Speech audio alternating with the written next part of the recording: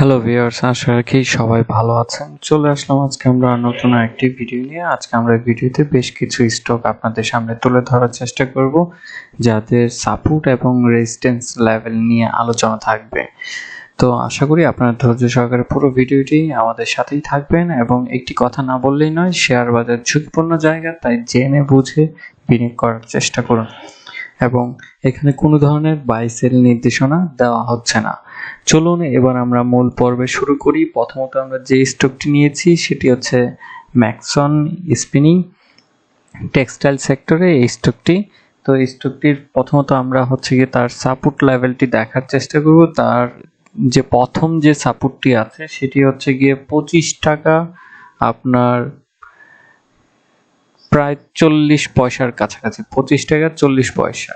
এবং এরপরে আরেকটা তার সাপোর্ট রয়েছে, সেটা হচ্ছে 25 টাকার কাছাকাছিতে এবং তার রেজিস্ট্যান্সটা রয়েছে আপনার 26 টাকা 7 পয়সা, এইরকম 26 টাকা 10 পয়সা ধরে নিচ্ছি, 26 টাকা 10 পয়সা। এরপরেই হচ্ছে গিয়ে তার দ্বিতীয় যে রেজিস্ট্যান্স আছে সেটি হচ্ছে 26 টাকা আপনার 40 পয়সা, এই ধরনের একটা লেভেলে 26 টাকা 40 পয়সাতে।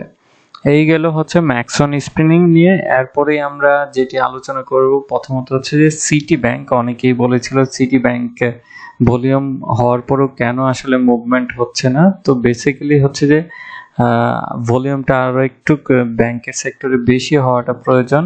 সিটি ব্যাংকের বর্তমানে যেখানে অবস্থান আছে সেটি একটি আপনার ভালো একটা স্ট্রং পজিশনে আছে এবং তার বর্তমানে আমরা প্রাইসটা দেখতে পাচ্ছি 22 টাকা 80 পয়সা এবং তার প্রথম সাপোর্ট লেভেলটা হচ্ছে 22 টাকা 70 এবং দ্বিতীয়ত হচ্ছে 22 টাকা 60 পয়সা এবং তার রেজিস্ট্যান্সটা প্রথমত হচ্ছে গিয়ে আপনার 22 টাকা 90 পয়সা এবং দ্বিতীয়ত তার রেজিস্ট্যান্স লেভেল হচ্ছে 23 টাকাতে।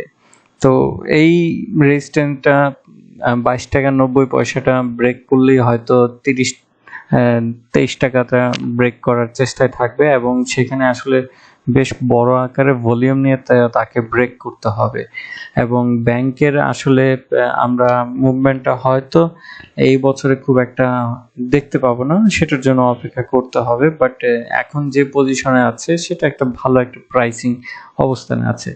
এরপরে আমরা আরেকটা লো পেডাবের রেজিস্ট্যান্স এবং সাপোর্ট লেভেল দেখার চেষ্টা করব, সেটি হচ্ছে AMCL প্রাণ কোম্পানির এবং এই কোম্পানিটির যদি আমরা প্রথম সাপোর্ট লেভেল দেখি তাহলে হচ্ছে গিয়ে সেটি হচ্ছে গিয়ে 321 টাকাতে তার সাপোর্ট লেভেলটা আছে, 321 টাকাতে তার সাপোর্ট লেভেল আছে। এরপরে দ্বিতীয় সাপোর্ট লেভেল হচ্ছে 317 টাকার কাছাকাছিতে, 317 টাকা 40 পয়সার কাছাকাছিতে তার আরেকটি সাপোর্ট লেভেল আছে এবং তার রেজিস্ট্যান্স আছে 333 টাকার দিকে একটা রেজিস্ট্যান্স আছে এবং এরপরে আরেকটা রেজিস্ট্যান্স আছে 341 টাকা এইরকম কাছাকাছিতে।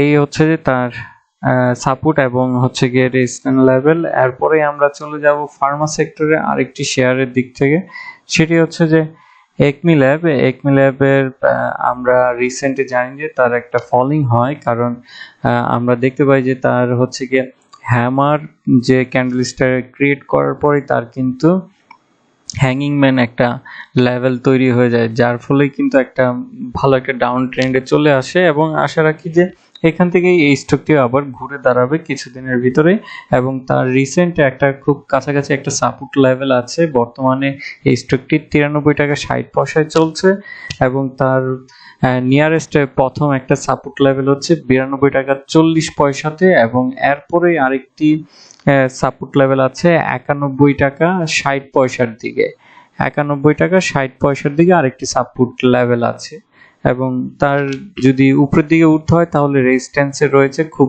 শীঘ্রই, সেটি হচ্ছে গিয়ে 95 টাকা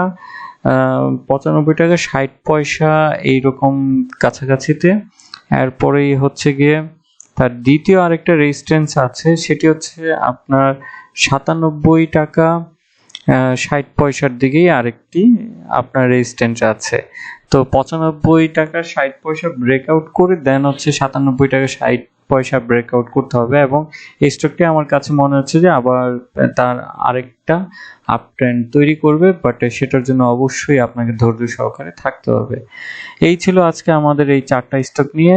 আশা রাখি আপনারা কিছুটা হলেও আপনাদের স্টকগুলোতে বিনিয়োগ করার কিংবা কোনো কিছু ডিসিশন নিতে সেটা হেল্পফুল হিসেবে কাজে দিবে। আজকে এতটুকুই। ভালো থাকুন, সুস্থ থাকুন এবং শেয়ার বাজারে জেনে বুঝে বিনিয়োগ করুন। ধন্যবাদ।